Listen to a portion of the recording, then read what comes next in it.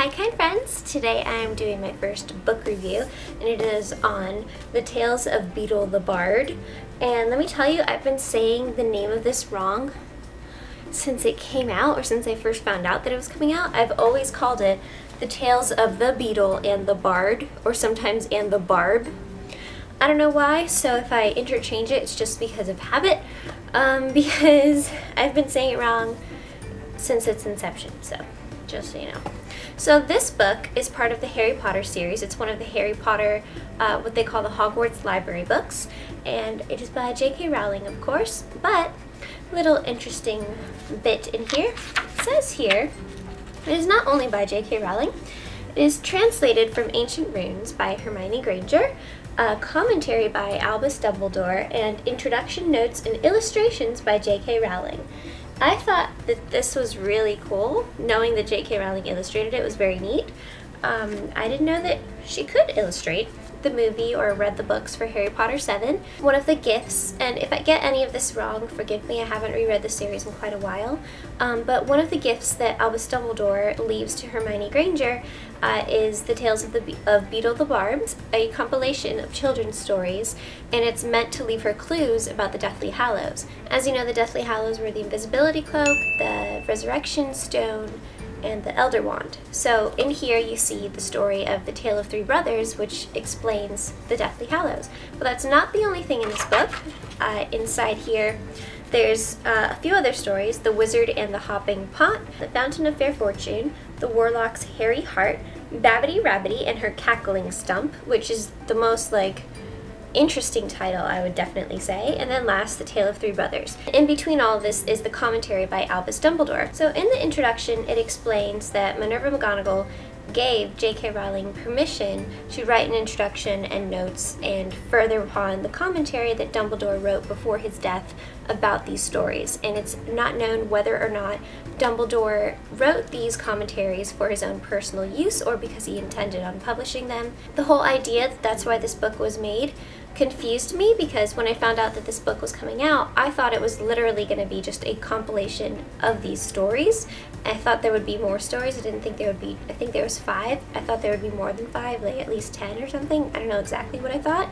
So when I first got it, I was disappointed because I expected it just to be children's stories that I could literally read to my future kids, and it'll be cute magic stories, because like all children's stories, all of these have morals and are meant to teach you things.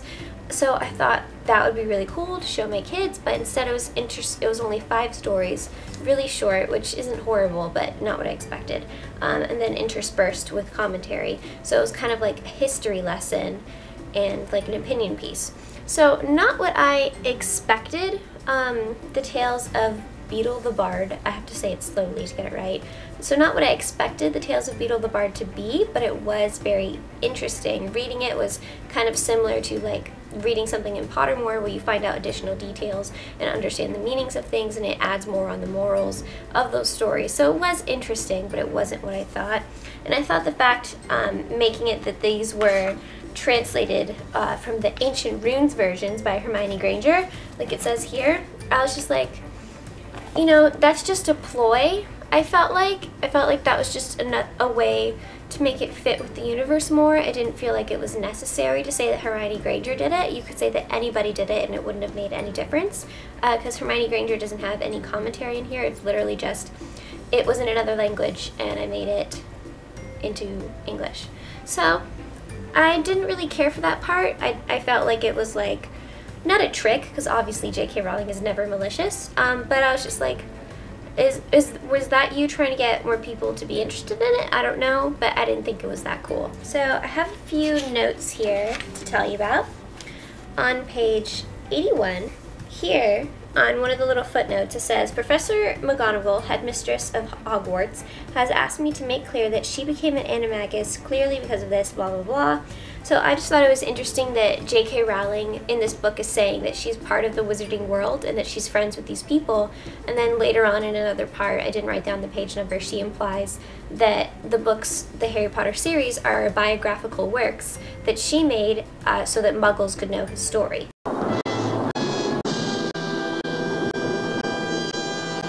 So I thought that that was interesting that in this book she's saying that she's part of the wizarding world. So I thought that was just interesting. I thought I would mention it. One of the footnotes talks about King Henry VI and how he was unstable, and it was because he had a bunny advisor, and I thought that was really funny. I really like that J.K. Rowling always puts a little bit of history into everything. Especially in Pottermore, she explains it's just kind of cool to put real life in with the magical world. My favorite story was definitely The Tale of the Three Brothers. It was not changed in any way for this book. It was exactly as it was portrayed in the movie and in verse 7, and it was fairly inexpensive. Yeah, it was $12.99. Inexpensive price. All the proceeds go to charity, and it was about an hour-and-a-half read, so I think an hour-and-a-half of entertainment for $12 that goes to charity I think is a really good price. Overall, I would say I was very satisfied with the book. I don't in any way regret buying it. It didn't meet my expectations, but I'm not exactly sure where I got those expectations in the first place. In Harry Potter 7, you know, it was just a compilation of just wizarding stories, and that's what I was kind of hoping for. And also in the movie Harry Potter 7, I don't remember if it was part 1 or part 2, when you see Hermione going through the book, it looks like a really long book. So I don't know if I expected it, well, I guess not that I don't know, I totally expected it because of that. I didn't expect this version of the book, but I still can't be mad about that because I never once read any summary about what this book was going to be about. I'm just like, oh, it's coming out, I'll go get it. And eventually I did.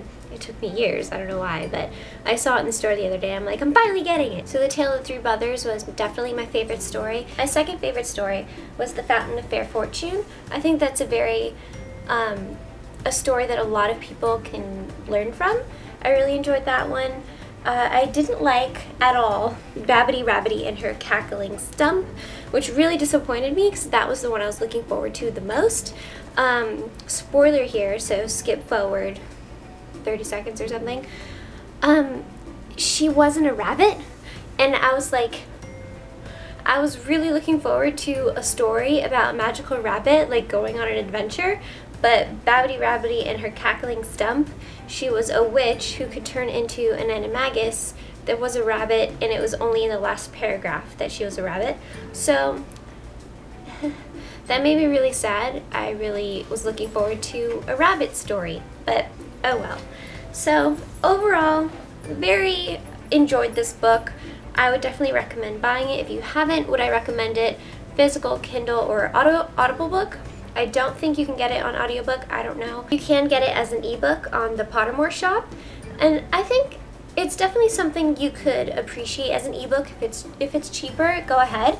You know, the illustrations are enjoyable, but there isn't so many of them that you're really missing out. There's maybe 1 or 2 each chapter, like this is from the Fountain of Fair Fortune. So I don't think you'd be horribly missing out if you bought it in ebook format. So that was my first book review. Let me know what you thought of it. Hi, I keep running out of battery. That's the second time I've run out of battery, so I'm going to finish it on my iPhone. Hope you guys don't mind.